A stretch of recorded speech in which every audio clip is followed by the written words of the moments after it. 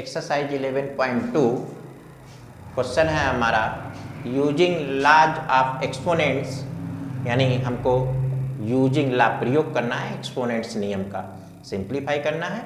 Right the answer in exponential form, और हमको अपने आंसर को लिखना है एक्सपोनेंशियल फॉर्म में। हमारे भैया बहन एक और चीज़ ध्यान देंगे यहाँ पे कि नई और पुरानी बुकों में एक्सरसाइज चेंज भी हो सकती है। तो सबसे पहले कौन से लॉज इसमें लगते हैं हमको ये भी देखना है, और हमारी एक्सरसाइज है एक्सपोनेंट्स एंड पावर, तो होता क्या है हमको वो भी समझना है। पहले हम समझ लेते हैं करना क्या है हमको इसमें। तो हमारी संख्या जैसे लिखी है 3 की पावर 2, सबसे पहले हम समझते हैं। तो ये जो लिखा है यही हमारा कहलाता है एक्सपोनेंशियल फॉर्म।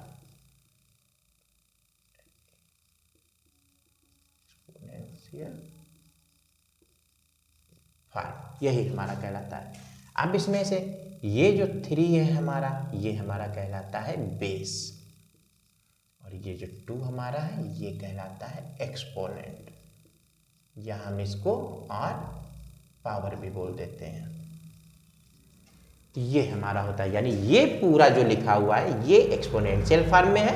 3 इसका बेस कहलाता है और 2 इसका एक्सपोनेंट या पावर कहलाता है। पहली चीज तो हमको ये समझना है एक्सपोनेंट एंड पावर में, जो सबसे पहली चीज कोई आपसे पूछ दे बेस क्या है, 3 बेस है, पावर क्या है 2, एक्सपोनेंट क्या है 2, पूरे को क्या कहते हैं तो एक्सपोनेंशियल फॉर्म कहते हैं।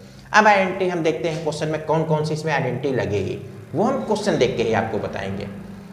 3 की पावर 2, 3 की पावर 4, 3 की पावर, क्या देख रहे हैं सब में बेस हमारा क्या है समान है, पावर अलग अलग है। तो जब बेस हमारा समान होता है तो उस समय हमारी आइडेंटिटी क्या लगती है, a की पावर m जब मल्टीप्लाई होता है a की पावर n, और यहाँ पे 3 है तो हम आपको 3 के हिसाब से बता देते हैं, और a की पावर o, तब हमारा ये हो जाएगा a की power m plus n plus o। 3 यहाँ पे संख्याएं तो हमने 3 है, अगर यहाँ पे 2 संख्याएं होती यानी मल्टीप्लाई में अगर हमारा बेस इक्वल है तो पावर मल्टीप्लाई में प्लस हो जाएगी, और अगर हमारा बेस इक्वल है और डिवाइड लगा हुआ है तो डिवाइड में हमारा पावर माइनस हो जाएगी। तो हम कह सकते हैं कि a की पावर m गुणा a की power n is equal to a की पावर m प्लस n, और a की पावर m डिवाइड a की power n is equal to m minus n, ये हमारा हो जाएगा।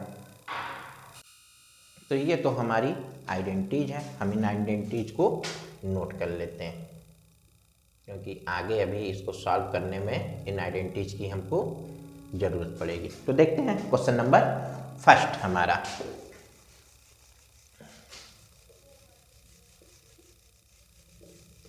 क्वेश्चन नंबर फर्स्ट है हमारा, तो इसमें हमारी आइडेंटिटीज हमने भी आपको बताया क्या करते हैं। इसमें जब हमारा बेस बराबर है तो पावर प्लस 2 प्लस 4 प्लस 8, और हम चाहें तो यहीं पे आगे ब्रैकेट में लिख सकते हैं a की पावर m a की पावर n मल्टीप्लाई a की power o equal to a की power m plus n plus o।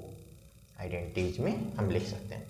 तो ये 3 की पावर 8 और 4 हमारा 12 और 14, ये हमारा सॉल्व हो गया। बहुत ईजी है, कहीं से इसमें कोई कठिनाई नहीं होनी चाहिए बच्चों को। अब हम देखते हैं अपना सेकंड नंबर क्वेश्चन। तो हमारा सेकंड नंबर क्वेश्चन है 6 डिवाइड बाई 15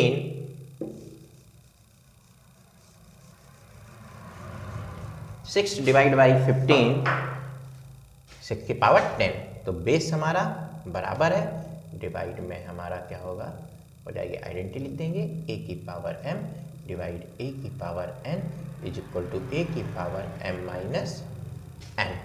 तो हो गया हमारा 15 में गया 6 की पावर 5। बहुत ही इजी क्वेश्चंस हैं और इससे ज़्यादा सरल कुछ भी नहीं हो सकता है। अगला क्वेश्चन है हमारा a की पावर 3 मल्टीप्लाई a की power 2 base equal 3 plus 2 a की पावर 5। आइडेंटिटी हमारी लगी a की पावर m गुणा a की power n is equal to a की पावर m प्लस n, और ये हमारा क्वेश्चन सॉल्व हो गया। तो नेक्स्ट क्वेश्चन है 7 की पावर x मल्टीप्लाई 7 की पावर 2। हमने अभी आइडेंटिटी पढ़ी थी कि अगर हमारा बेस बराबर है तो पावर हमारी प्लस हो जाएगी 7.2। ये हमारा क्वेश्चन सॉल्व हो गया। अगला क्वेश्चन 5 की पावर 2 और होल की पावर 3। तो यहाँ पे हम ध्यान रखेंगे थोड़ा, अगर ऐसे लिखा हुआ है हमारा तो इसका मतलब होता है a की पावर m मल्टीप्लाई n, यानी पावर जो है इनका आपस में मल्टीप्लाई हो जाएगा। तो ये हो गया हमारा 5 की पावर 2 मल्टीप्लाई 3 डिवाइड 5 की पावर 3, तो 5 की पावर 6 डिवाइड 5 की पावर 3। अब हमारा डिवाइड लगा है तो डिवाइड में क्या होगा माइनस, यानी आइडेंटिटी हमारी a की पावर m डिवाइड a की power n is equal to a की पावर m माइनस n। तो 6 में से 3 गया 3, 5 की पावर 3। और क्योंकि हमको एक्सपोनेंशियल फॉर्म में लिखना था इसीलिए हम एक्सपोनेंट फॉर्म में लिख रहे हैं, इसको आगे इवेल्युएट करके इसका मान नहीं निकालना है।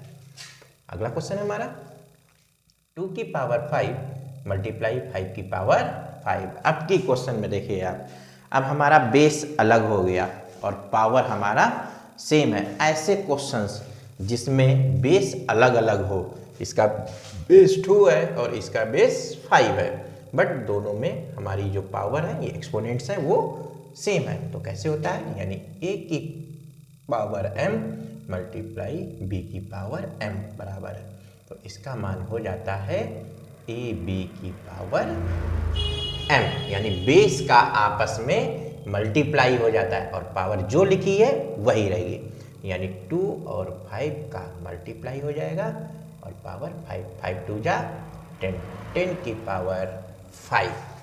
ये हमारा सॉल्व होगा। केवल थोड़ा सा ध्यान रखना है, अगर हमारा एक्सपोनेंट्स इक्वल है और बेस अलग अलग है तब हम क्या करते हैं कि बेस का आपस में मल्टीप्लाई कर देते हैं और पावर जो रहता है वही रहेगा। देखते हैं नेक्स्ट क्वेश्चन। क्वेश्चन है a की पावर 4 b की पावर 4। सेम जैसे पिछला क्वेश्चन था सेम वैसे ही है, बेस हमारा अलग अलग है पावर सेम है, तो बेस का आपस में मल्टीप्लाई हो गया और पावर दोनों की जो है वही रहेगी। ये हमारा सॉल्व हो गया।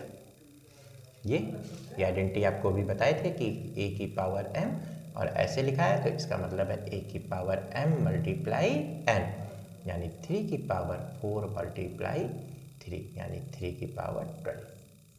ये हमारा सॉल्व हो गया एक्सपोनेंट फॉर्म में। केवल आपको थोड़ा सा समझना है और कुछ नहीं है, केवल हमको आइडेंटिटी पे ध्यान देना। अगर किसी भी पावर के ऊपर पावर लिखा हुआ है तो उसका मतलब कि पावर का आपस में मल्टीप्लाई।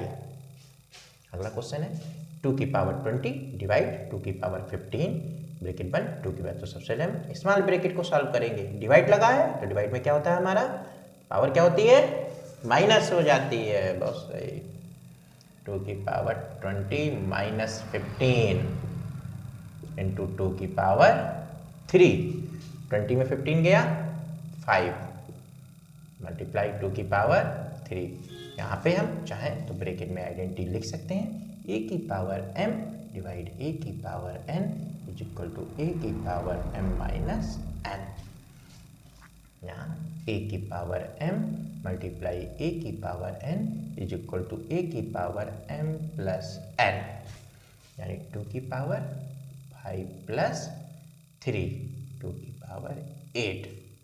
अब तो आप लोगों को आइडेंटिटी भी रट गई होगी, कुछ आइडेंटिटीज हैं केवल हमको ये याद रखनी है बस।